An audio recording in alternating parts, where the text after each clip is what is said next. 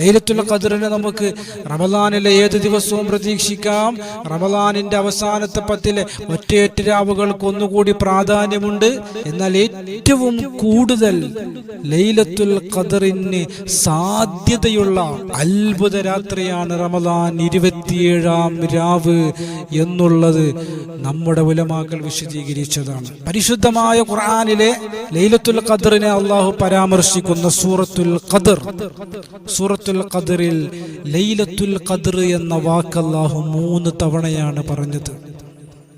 ലൈലത്തുൽ ഖദ്ർ എന്ന വാക്കിൽ 9 ഹർഫുകളാണുള്ളത്. 3 × 9 27. ലൈലത്തുൽ ഖദ്ർ 27-ാം രാവിലാണ് എന്ന് സയ്യിദുനാ ഇബ്നു അബ്ബാസ് റളിയല്ലാഹു തആല അൻഹു റഈസുൽ മുഫസ്സിരീനാണ്, ഖുർആൻ വ്യാഖ്യാതാക്കളുടെ നേതാവാണ് ബഹുമാനപ്പെട്ട ഇബ്നു അബ്ബാസ് റളിയല്ലാഹു തആല അൻഹു